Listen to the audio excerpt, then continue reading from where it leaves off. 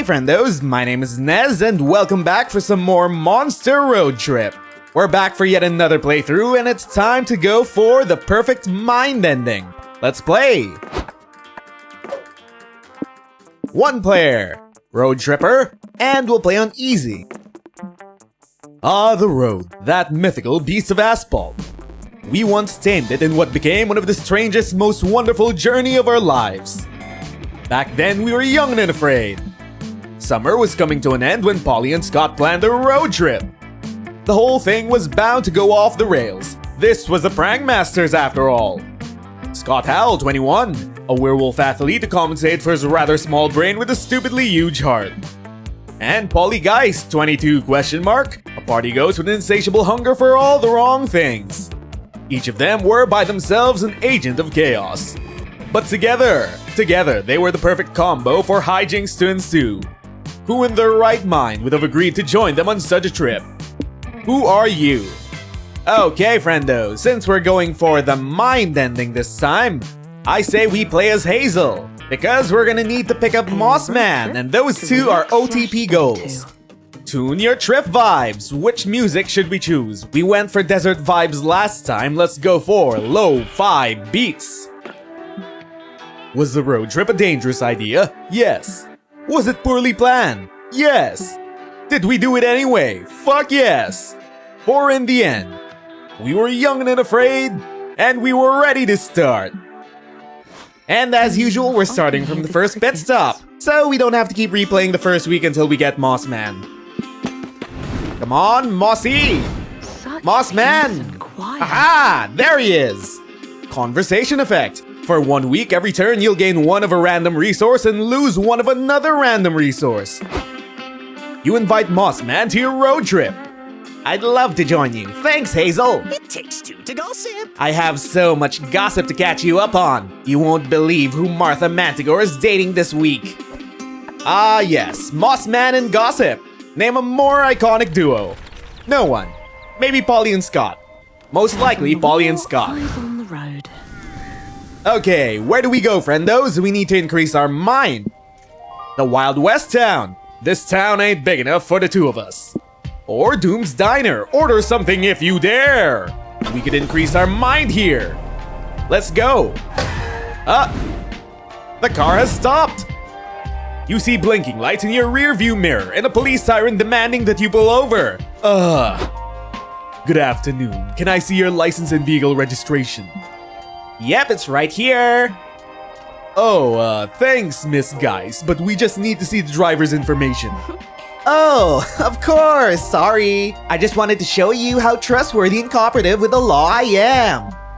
Trustworthy, cooperative, and a nervous talker. You're my favorite kind of person to pull over. Speaking of which, we pulled you over because we're investigating a report that someone in this area stole a magic artifact. It's an ancient totem that radiates malevolent energy.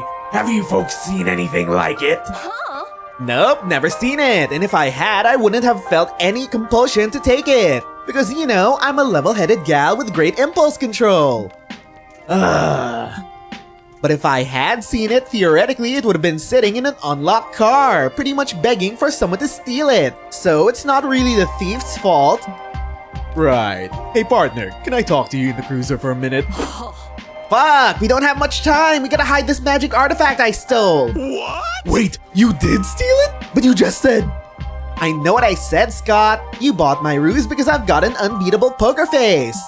But those cops will sense the rancid vibes coming off of this cursed totem soon. So we gotta hide it quick. Hazel, any ideas? What do we do to hide the magic artifact? Deceive them by telling them you're undercover cops who just seized the artifact. Or hide the magic artifact where you hide everything else, behind your cool facade. Let's go with... lie to them. Okay, we talked it over, and we think we should check your vehicle for the stolen artifact. No need, fellow policeman. I've got the artifact right here because you see... I'm actually Polly. Officer Gertrude Sykes, undercover cop extraordinaire. You are? And you wear that fake mustache whenever you're being yourself? Correct. It makes other cops take me more seriously. No one cared who I was until I put on the stash. What about you, son? Are you an undercover cop too? Huh? Yes, I'm Officer, not Scott. Your name is not Scott. Yep. First name Not, last name Scott. He knows what he's about. Well, if you're really undercover cops, can we see your badges? Oh, I mean, I'd totally show you mine if I could, but I had to trade it to the actual thief in exchange for this artifact. Ah, no problem, I understand. I've lost 2 pistols that way. What about you, Officer Not Scott? I ate it? Lamau, I did the same thing last week. The chief was pissed, but it's not my fault these things look like shiny potato chips. Oh well, looks like the artifact's already in good hands. Gertrude, Not, do you want to blow off the rest of your shift with us at the Donut Hut? Sure, you gain 2 magic getting to keep that magic artifact, though you lose 2 soul lying to the cops. And so you read about this diner in a listicle of the top 10 most cursed restaurants you should never ever visit. Want a cup? Obviously, you took that as a challenge. Seriously, all that dark magic you've messed with over the years, you think you could handle this diner. So now that you're here, what do you do? What do we do, friendos? Use the jukebox, order something, or look for a booth? You and your friends enter the diner, your heart is full of hope, and if this meal goes your way, it'll soon be full of cholesterol too. Welcome to Doom's Diner, where we've been in the business of misery since 1952. How may I help you? Hello! 1 group-sized booth, please. Can you also bring us 3 extra bottles of ketchup? I like ketchup as my appetizer, and Polly keeps the rest in plastic baggies to throw at cars on the highway. Don't care, then ask. It's dead as a morgue here, so you guys can sit wherever you want. Tight, you head for the closest booth. Hazel, are you crazy? We can't just pick any old booth like that.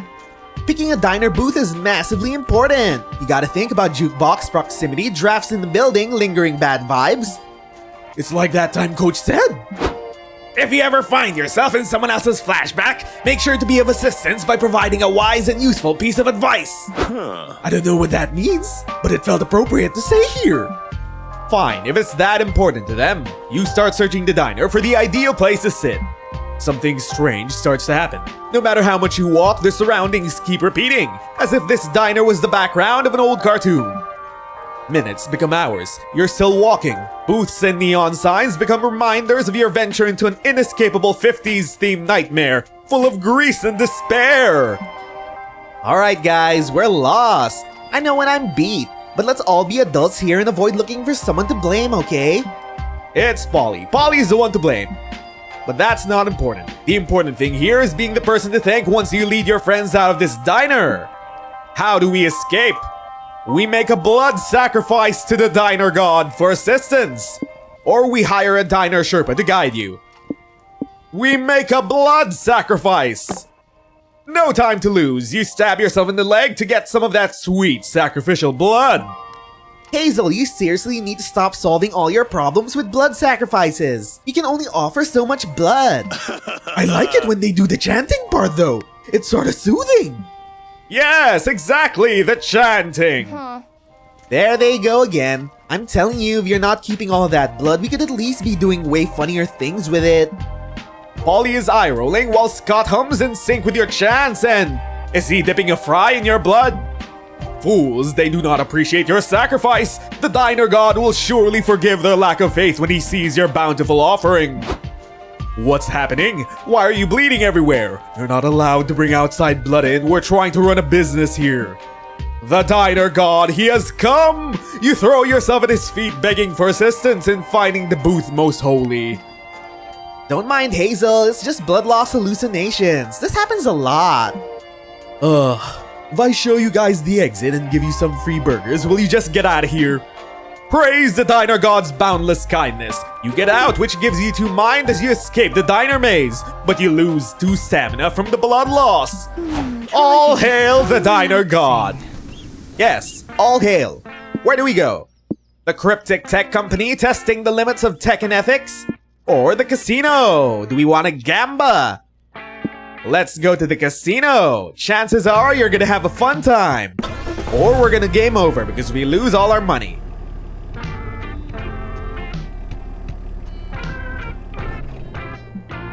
Flashing lights, rolling dice, people sobbing as their life's fortunes are gambled away. Give me the money. No doubt about it, you're the casino.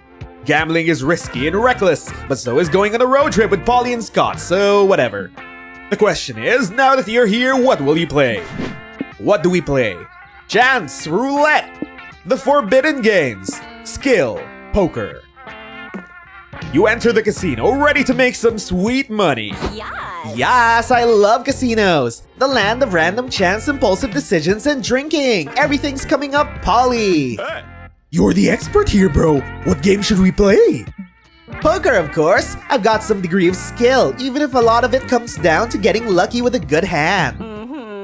Only problem is that I'm 6 old fashions deep and way too drunk to read the card faces right now. So I'll just entertain myself by watching Hazel play. Go team! Okay, I'll watch Hazel too. I'll be happy if you win, bro. And I'll be really, really sad if you lose. Cool, so not only are you risking losing money, but your friends will be watching you play as well. Pressure's on. You sit down in the last available seat at the nearby poker table. Okay, table's closed, says the dealer. Time to start a round of Poker 2. Wait, Poker 2? The fuck is that? You've never heard of Poker 2, boo? Do you live under a rock or what? It's like normal poker where the dealer puts 5 cards on the table and gives you 2. Then you just pick 1 card from your hand to play and place a bet on them. So you just play the best card you have? Sounds easy enough. The dealer spreads 5 cards on the table. The 3 of hearts, the 5 of spades, the ace of hearts, the jack of hearts, and the queen of hearts. Okay, being dealt a heart could give you a flush. That's something. You're given your cards. These are not normal poker cards. What's the holdup, Hazel? Pick your card. Which do we choose? The 44 of clubs or the 3 of swords? I say we choose the 44 of clubs. I fold. Size the first player. The second player flips over an ace of spades. Ha! 2 aces, read 'em and weep. Now it's your turn. You slowly turn over your 44 of clubs. Whoa!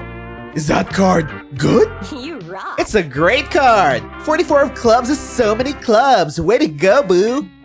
The last player to go merely chuckles darkly. It would be a good card, he says, if I didn't have this. Plot twist. Whoa! The 46 of clubs. That's more, Scott. Whoa! Oh, wow! You lose, the dealer says to you. Step away from the table. Poker 2 rules state you can't play again for another 3 years. Dang, guess that's on you for gambling on a game you didn't know about. Stupid Poker 2. You lose 1 money. Oh, this seat is. We didn't gain anything! That's what we get for going to the casino. Okay, where do we go to now? The dungeon? Slay, loot, repeat? Or the planetarium? It's out of this world. To the planetarium to gain some mine.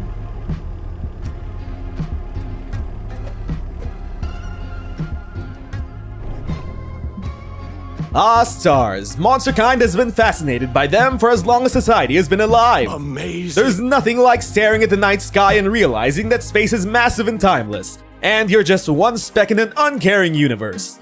If that gives you ennui, don't worry, there's plenty to do at the planetarium besides contemplate your own insignificance. For example, you could identify constellations, attend the comet shower, watch the laser show, identify constellations. You'd like to learn more about the constellations, but you don't know much about what you're looking at. If only you had an expert to tell you about them. Sorry to bother you, but I sense that my presence was narratively foreshadowed. Are you folks interested in learning about the constellations? Oh, I got it. We totally are! What great timing! Then I could help. I'm Andy. I've got a PhD in astronomy, and I can teach you all about the science and history of celestial bodies. Sure, but can your fancy degree teach you how to properly attune to the ever-changing vibes of the universe? Didn't think so. Oh, this guy has 2 personalities. Whoa, who are you? I'm Lee, expert astrologist. I can teach you how the positions of the cosmos affects your moods, your behavior, and even your future. Cool, huh? Not this ridiculous star magic again. You know astrology is all hogwash, right? Typical skeptic. Just cause you can't scientifically prove something's existence doesn't mean it isn't real. I can't use my science to prove that you're a huge nerd, but everyone knows it's true. No, they don't. Lee may have a point there. As much as you'd love to watch these two experts bicker all day, you actually do want to learn about the constellations, but from whom will you learn? That the stars are beautiful celestial bodies by themselves. No need to pretend they're crabs, virgins, or sexy centaurs. Let's hear the astronomy take. Or there needs to be something else to the stars besides being tons of gas exploding miles from Earth. Let's hear the astrology take. Let's increase our mind. Right you are, my friend. Why embrace unknowable, undefinable magic when the real world is fascinating enough? Awesome, bro! Cool! Dr. Andy, can you tell me anything about the Big Boy Frying Pan constellation? Oh, well, an interesting fact about that constellation is that it's actually called the Big Dipper. Whoa! You know the Big Boy Frying Pan's legal name? You two must be really close. What can you tell me about Fashionable Steve? Like, do you know where he got his starry belt? I want one just like it. Oh, you're referring to Orion. Well, what if I told you that one of the 3 stars in Orion's belt is actually a nebula? Whoa! It's not a star? Wow! I had no idea my nighttime buddies had such a diverse group. Dr. Andy, can you tell me why the constellations go away? Sometimes they're in the sky and sometimes they're not. Am I making them mad at me? Don't worry, the stars never really go away. The visible constellations simply change as the Earth rotates around the sun. Hey! What? The Earth doesn't rotate, silly. The sun rotates around us. You can see it moving in the sky. You think that the... Okay, I'm gonna need to grab you a textbook. Stay here. This is the most you've ever seen Scott connect with academic material. You gain 2 mind learning astronomy, but you lose 2 magic for snubbing astrology. Driving is Just so what we relaxing. wanted. Okay, friendos. We could go to the lake. Let's get wet. Or we could go to the fancy motel. Let's go to the lake.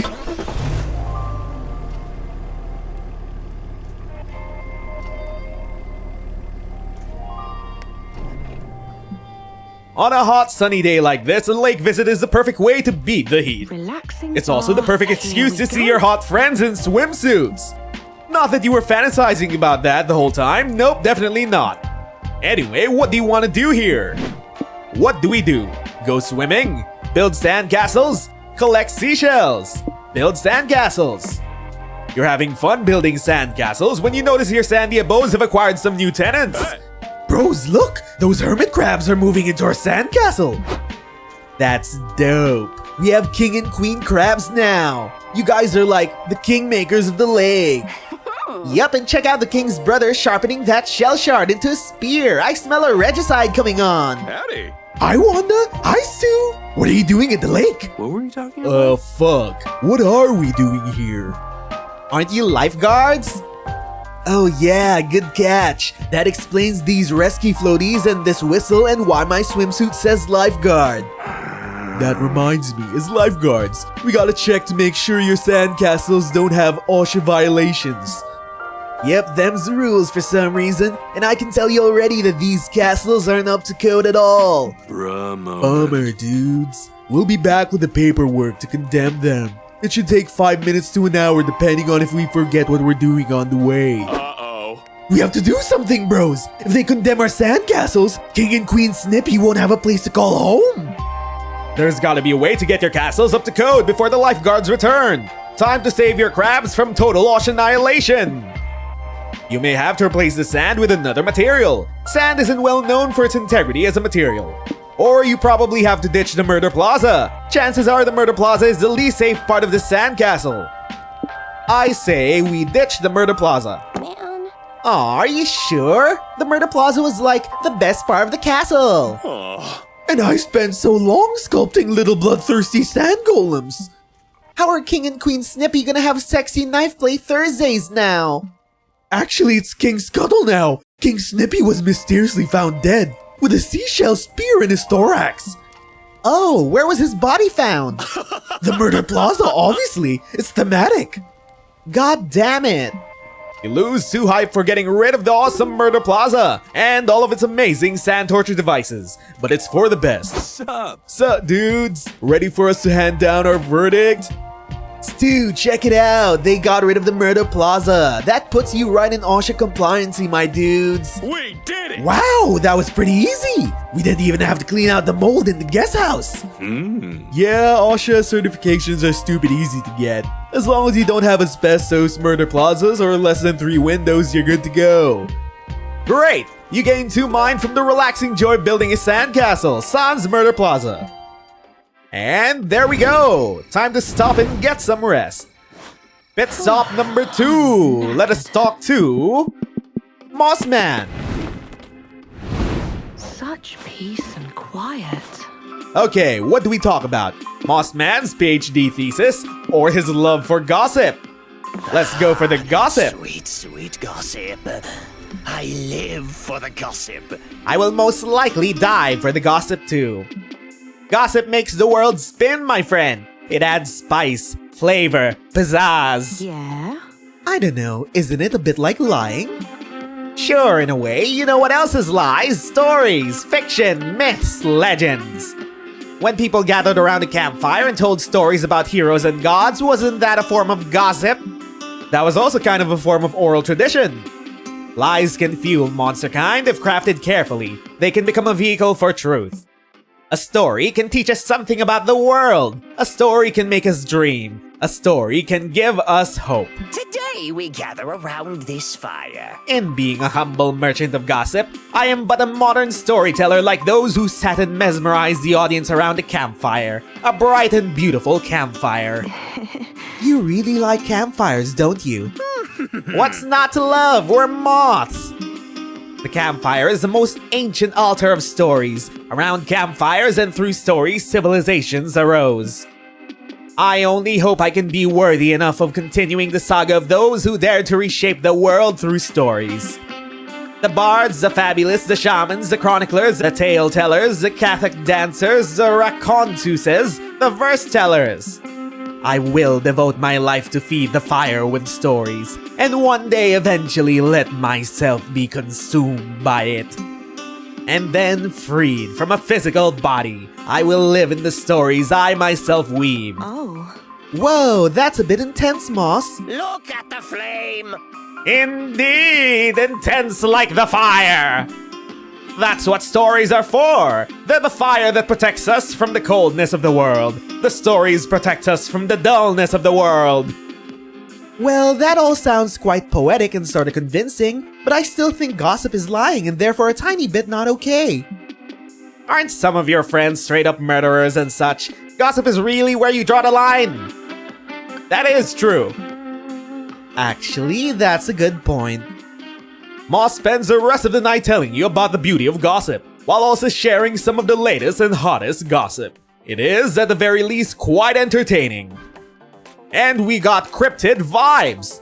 Cryptids are all about inexplicable mysteries, such as why starting next week every turn you'll gain one of a random resource, and will lose one of another random resource. Weird! And it looks like we're 4 mind away to go from Cryptid Prom. We still gotta romance Mossman and complete the Cryptid Prom plotline.